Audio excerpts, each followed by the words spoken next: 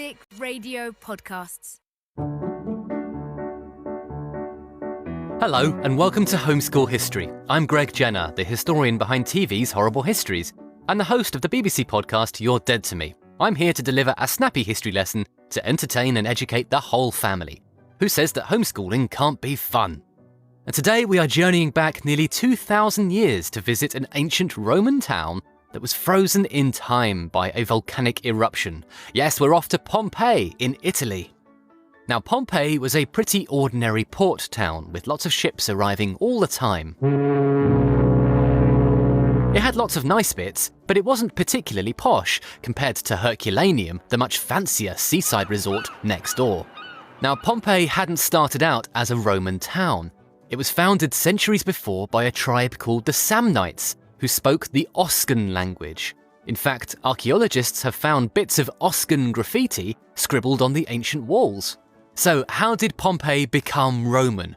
Well, about 170 years before that volcano went kablang, there was a huge punch-up called the Social War. No, that's not when celebrities have arguments on Twitter, but rather was a massive outbreak of violence among Rome's allies, known in Latin as the Socii, which resulted in the Romans smashing the Samnites in 89 BCE and then forcing them to all be Romans. One of us, one of us, one of us, one of us. Now, this was obviously a bad time for Pompeii, but not as bad as 79 CE, when life suddenly stopped. The town was close to a massive volcano called Vesuvius, and one day it suddenly went kaboom! Over 2 days, the eruption killed everyone in the area, and the town and people were buried under meters of thick volcanic ash, and they weren't rediscovered until 1748. This meant that everything and everyone in Pompeii was preserved in ash, frozen in that horrible moment. There were even half-baked bread rolls still in the oven. From this terrible tragedy, archaeologists have been able to learn much more about what life was like for ordinary Roman citizens. However, this fascinating snapshot doesn't give us a perfect window into everyday life, because volcanic eruptions aren't an everyday thing. For example, archaeologists haven't found much furniture in Pompeii. Does that mean Romans didn't use furniture very much? Or had many people already packed up their stuff and evacuated when they first saw smoke coming out of the bubbling volcano? I mean, imagine if future archaeologists dug up things from 2020 and decided that everyone in the 21st century always stayed at home, wore masks, and hoarded toilet paper. Not very accurate, right? Now, you might ask how many people lived in Pompeii before Vesuvius exploded. The ruined remains of the buildings often don't tell us if homes were multi-story. Were they bungalows or were they blocks of flats? We're not sure. This makes it tricky to judge the size of Pompeii's population, or Pompulation as I like to call it. Our best guess is between 10,000 people and 25,000 people, roughly the size of modern seaside towns like Carnarvon and Skegness. But what would your life have been like if you'd been an ordinary child in ancient Pompeii? Well, like today, you'd have lived with your family, and the size and fanciness of your home would have depended on how rich you were. Posher houses would have had lots of different rooms with a lovely open-air courtyard in the middle, and maybe some sprinkling fountains in the garden. The walls would have been painted with bright colours, showing images from Greek and Roman mythical stories, a bit like having scenes from Star Wars all over your bedroom wall. But if you had been less posh, you'd likely would have lived in much smaller apartments, maybe in single-room flats above a shop. Or if your parents had been skilled craftspeople, maybe you'd have lived behind the workshop. Now, gardens were expensive, so most people didn't have them, but some people may have had their own Animal Crossing-style veg patch for maximum salad options. Oh, and what about going to the loo? Well, Pompeian homes didn't have bathrooms. You'd either have used a potty, which needed emptying daily, or your toilet would have been a wooden seat over a hole, possibly kept in your kitchen, which would then have filled up with poo and food waste. Because why have a toilet and a bin when you can combine both? Oh. Gross. Some Romans might have had a bowl in their house to wash their hands and face, and fancy houses had piped-in water, but many people would have needed to fetch their water from a fountain in the street. Luckily, you wouldn't have had to walk very far. Archaeologists have found more than 40 different wells in Pompeii alone. But please don't try and wash in a public fountain these days, because you'll just get in trouble with the local council. Oi! Get out of that fountain! Now, if you had been a Roman, you wouldn't have needed to worry about getting water for brushing your teeth because, well, Romans didn't brush their teeth. No, they chewed sticks and rubbed their teeth with rags instead. I think it's safe to assume there were plenty of bad teeth, sore gums, and smelly breath in Pompeii.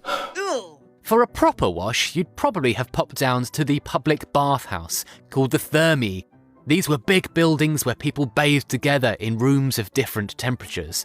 There, one might have found a steamy sauna, or a cold swimming pool, or even an exercise yard for keeping fit and playing ball games.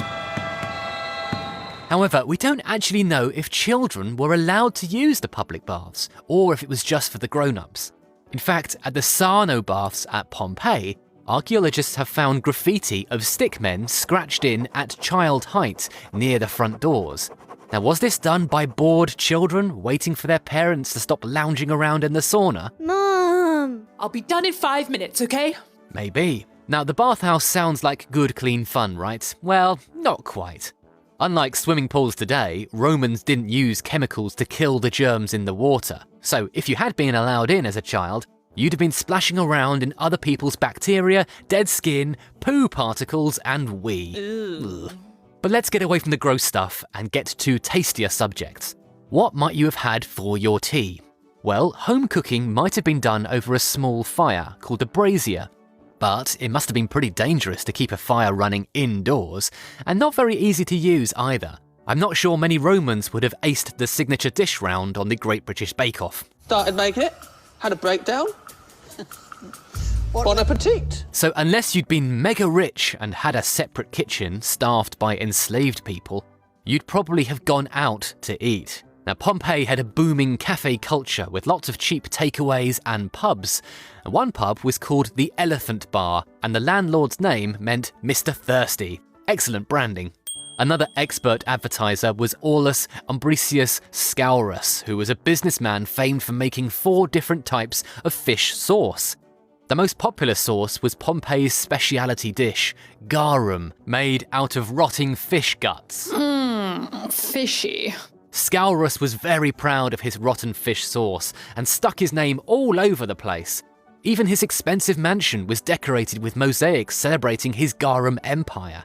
And you thought that YouTubers were the pushy ones with their merch. I really hope you guys enjoyed this video. Give it a thumbs up if you did. Besides rotten fish sauce, there were also other Roman delicacies available, like tiny stuffed dormice.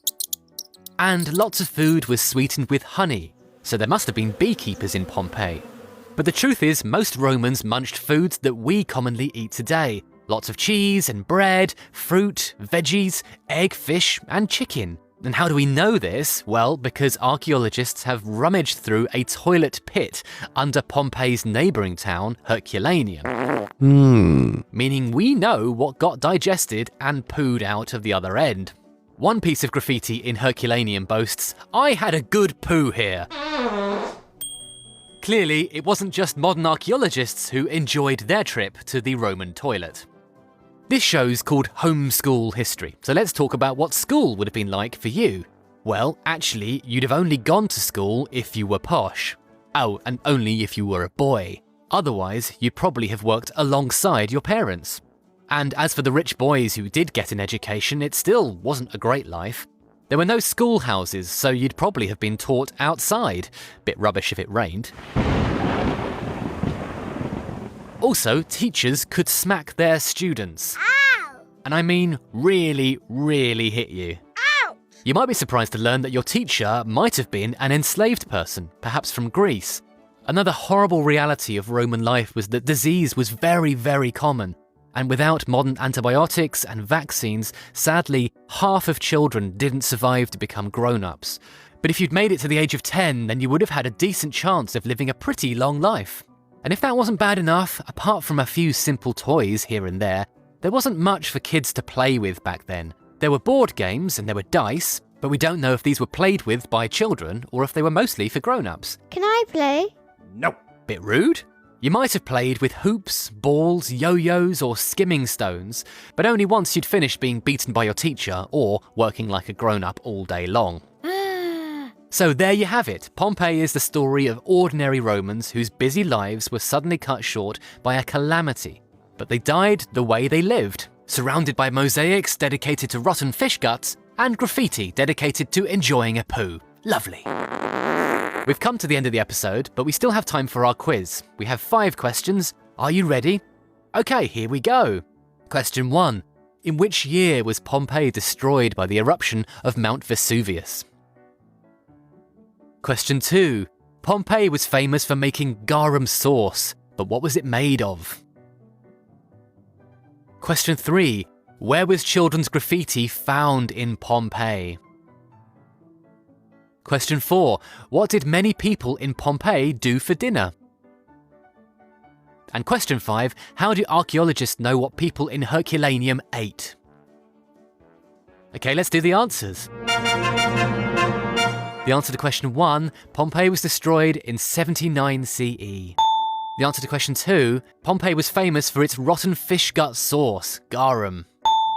Question 3, the graffiti was found in the bathhouse. The answer to question 4, most Pompeians ate out for dinner in pubs and takeaways. And the answer to question 5, archaeologists have analysed the poo in a toilet pit under Herculaneum. How did you do? If you didn't get all 5, that's okay. Why not listen to a different episode from Series 1 or 2 on BBC Sounds? Hopefully you're now a Pompeii powerhouse. Tune in next time for some more homeschool history. And make sure to subscribe to the podcast on BBC Sounds so you never miss an episode. Thank you for listening, take care, and goodbye! Homeschool History was a production by The Athletic for BBC Radio 4 and BBC Sounds. The script was by Gabby Hutchinson-Crouch, Hannah Mackenzie, Emma Nagoose and me. The producer was Abby Patterson, and the historical advisor was Professor Mary Beard of the University of Cambridge.